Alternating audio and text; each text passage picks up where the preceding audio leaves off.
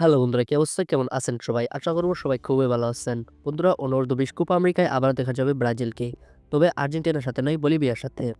আর্জেন্টিনার সাথে লাস্ট ম্যাচে ব্রাজিল ৬-০ গোলের একটি বড় ব্যবধানে তারা হেরে গিয়েছে। এখন অনূর্ধ্ব-20 কোপা আমেরিকার বলিভিয়ার সাথে ব্রাজিলের একটি ম্যাচ হতে দেখা যাবে। ম্যাচটি আগামীকালই অনুষ্ঠিত হতে যাচ্ছে। যেখানে কিনা ব্রাজিলের হয়ে আর্জেন্টিনার স্কোয়াডে যে সমস্ত প্লেয়ারগুলো ব্রাজিলের হয়ে খেলেছিলেন, এই স্কোয়াডেও সেই প্লেয়ারগুলোই রয়েছে। যেহেতু কেউই ইনজুরিতে পড়েনি বা কারোর কোনো সমস্যা হয়নি, সেক্ষেত্রে আমরা তাদেরকে আবার মাঠে দেখতে পাবো। তো দেখা যাক এখন বলিভিয়ার সাথে ব্রাজিল কী করে। যদি বলিভিয়ার সাথে ব্রাজিল হেরে যায়, তবে নেক্সট আরও একটি ম্যাচ খেলার সুযোগ পাবেন তারা। তবে নেক্সট ম্যাচেও যদি তারা হেরে যায়, তবে আর মানে অনূর্ধ্ব-20 কোপা আমেরিকা থেকে ব্রাজিল একদম বাদ পড়বে, ঠিক আছে? মানে 2025 অনূর্ধ্ব-20 কোপা আমেরিকার স্বপ্ন ব্রাজিল এর দেখাটা বাদ দিতে হবে। কেননা একটি ম্যাচ তারা হেরে গিয়েছে, যদি আরও 2টা ম্যাচ হারে তবে কিন্তু তাদের একদম ছিটকে যেতে হবে।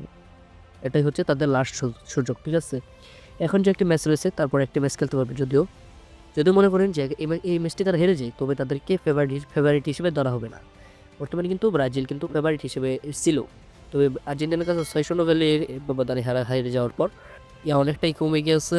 তারা র্যাঙ্কিংয়ের মধ্যে ৫ নম্বরে চলে গিয়েছে। আর্জেন্টিনা ১ নম্বরে চলে গিয়েছে। তো সেক্ষেত্রে দেখা যাক যে বলিভিয়ার সাথে ব্রাজিল কী করে। যদি বলিভিয়ার সাথে ব্রাজিল জয় নিয়ে ফিরতে পারে, তবে হয়তো ২ থেকে ৩ এর মধ্যে তারা চলে যেতে পারে। তো বন্ধুরা, এতটুকুই ছিল আজকের ভিডিও। আশা করি আপনাদের ভালো লাগছে। যদি ভালো লেগে থাকে তাহলে আমাদের চ্যানেলটিকে সাবস্ক্রাইব করে দিবেন। ভিডিওতে একটি লাইক করে দিবেন। তো সবাই ভালো থাকেন, সুস্থ থাকেন। দেখা হবে একটা নেক্সট ভিডিওতে। আল্লাহ হাফেজ।